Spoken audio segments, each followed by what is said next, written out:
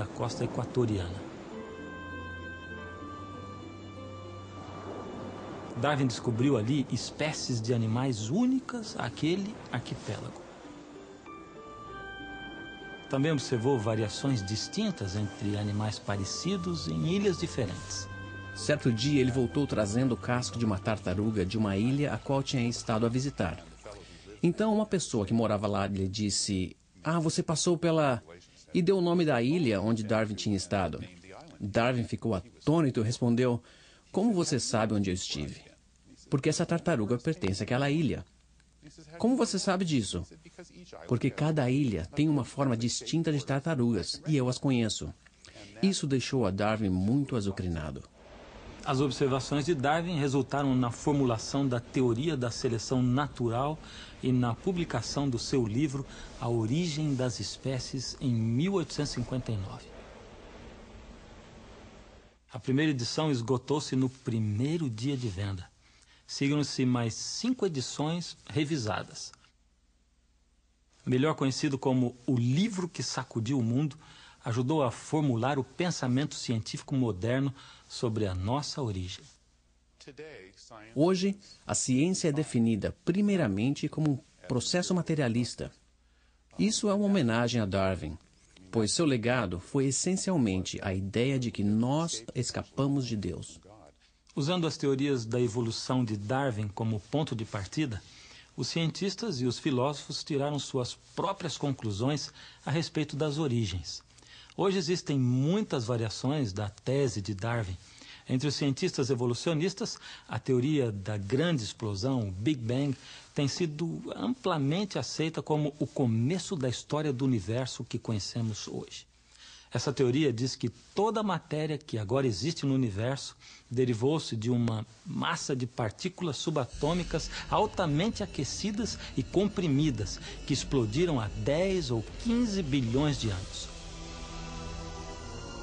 Essa tremenda explosão de energia criativa teria colocado o universo em movimento, originando as galáxias, estrelas, planetas e, finalmente, toda a forma de vida e matéria no universo. Da maneira que explicam os cientistas, o Big Bang não somente é realmente o universo inteiro, mas é o próprio espaço que se está expandindo e criando novo espaço no decorrer do tempo. Se pudéssemos observar o universo a partir de um ponto fora do mesmo, de uma dimensão externa, poderia nos parecer que uma tremenda explosão está ocorrendo a partir de um ponto único.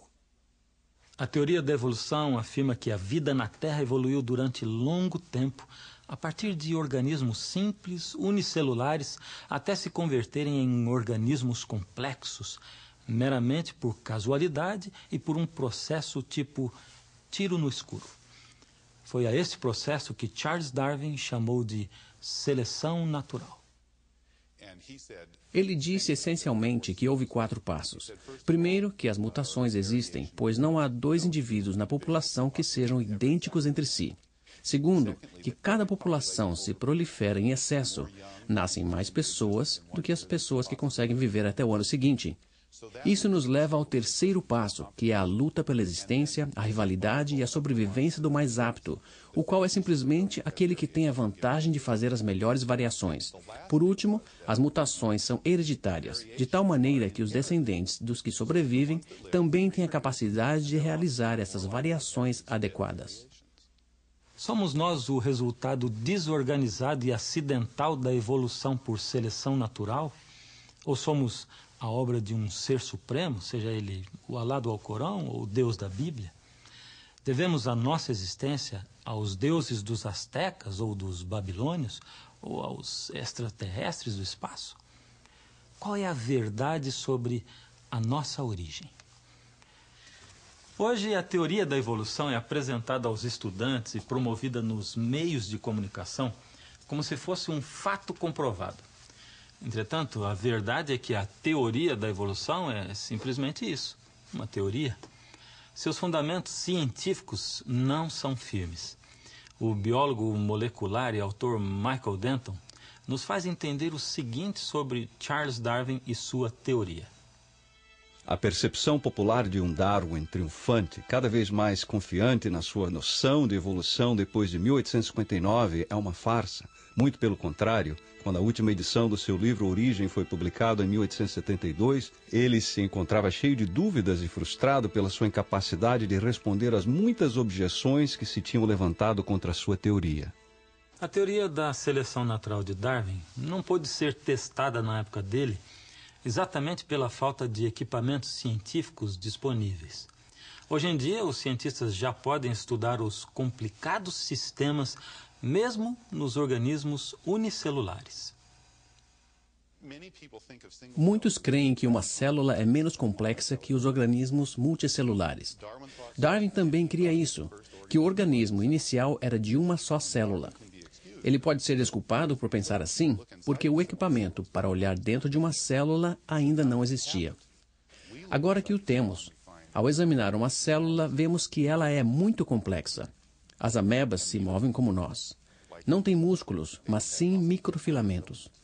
Nós digerimos a comida, respiramos. As amebas também.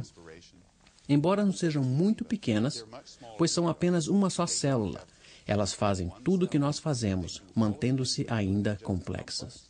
A complexidade da forma de vida mais simples é uma das razões por que muitos cientistas estão cada vez mais descontentes com a explanação evolucionista que se baseia no simples acaso, sem guia algum. Os cientistas têm boas razões para duvidar da certeza da casualidade. Veja bem essa simples demonstração para você entender melhor. Eu tenho aqui 3 blocos numerados, 1, 2 e 3. Há 6 combinações possíveis desses 3 números. Eu ponho os blocos nessa caixa e vou chacoalhá-la bastante.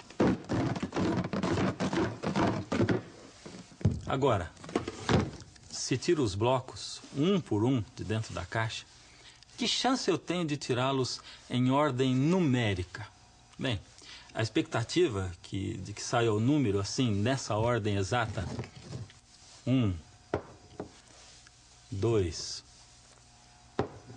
e 3, é na média 1 em cada 6 tentativas.